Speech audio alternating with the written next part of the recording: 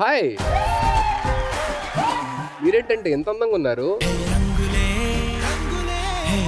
Super women. Police getup చూసినప్పటి నుంచి నాకు నచ్చలేదండి బాబు. మీరు నీ మీద కేసేలేదనా రే దొరబాబు ఏంట్రా ఎంత హ్యాపీగా ఉన్నావు? ఏమన్నా ఒక వీరుడికి సమృద్ధి కనిపించినప్పుడు ఇక్కడ హ్యాపీనెస్ బయటకు వస్తుంది. ఒకడు నన్ను పెళ్లి చేసుకుంటా అని చెప్పి పీట్ల మీద కూర్చున్నాము, తను కనిపించట్లేదు. ఎవడమ్మా అంత ధైర్యవంతుడు?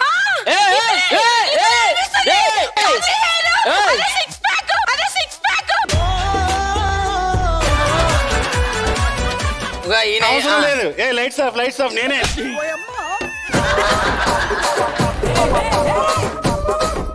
మరి ఎవరు పడతావు ఎలా రా అసలు? అన్నా నువ్వే ఇన్స్పిరేషన్ అన్నా, నా గురువు నువ్వే. వీరశంకర్ రెడ్డి మొక్కే కదా అని పీకేస్తే పీక కోస్తా. తప్పు నా వైపు ఉంది కాబట్టి తల దించుకుని వెళ్తున్నా.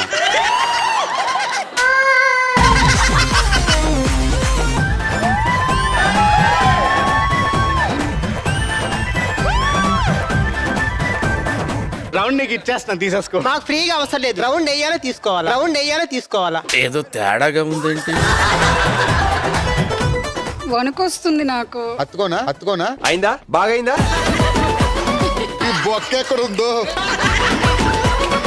నాకు పేపరే కనపడదురా మొగుడు అని చెప్పాను మీకు.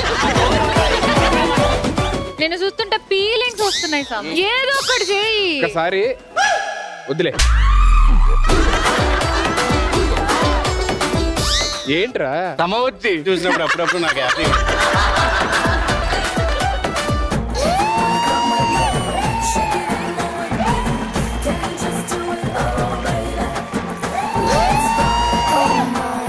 చూసుకోవచ్చు కదా డ్రెస్ బాగాలేదు, లిఫ్ట్ చేయొద్దు అని. అదే ముందు చెప్పాలండి, వచ్చినా కంఫర్టబుల్ కాదంటే. మరి లిఫ్ట్ చేస్తారని తెలియదు కదా మాకు. నేను స్టార్టింగే చెప్పేతాను డ్రెస్ కంఫర్ట్ గా లేదు అని చెప్పి. వేసుకున్న వాళ్ళు మీకు తెలుసు, చూసేవాళ్ళు మాకేం తెలుసు కంఫర్ట్గా ఉందో లేదో.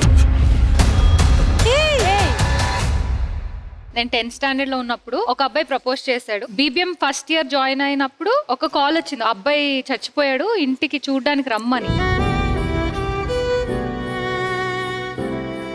అప్పటి వరకు తెలీదు నాకు ఆ అబ్బాయి అంత సీరియస్ అని.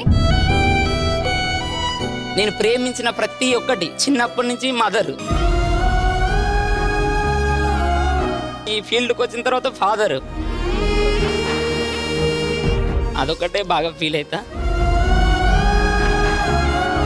మా మదర్ లాస్ట్ స్టేజ్ లో కాల్ చేసి నువ్వు ఇమీడియట్ గా రా అంటే, నేను కొంచెం ఊరికే సతాయిస్తావు ఎందుకు, 4-5 సార్లు వచ్చాను కదా రీసెంట్ టైమ్స్ లోనే అని చెప్పి, పొద్దున బయలుదేరి ఉంటే అట్లీస్ట్ సాయంత్రం కన్నా రీచ్ అయ్యేదాన్నేమో. నేను నైట్ బయలుదేరితే మార్నింగ్ వెళ్ళేసరికి మా మదర్ చనిపోయారు. నీ లైఫ్ లో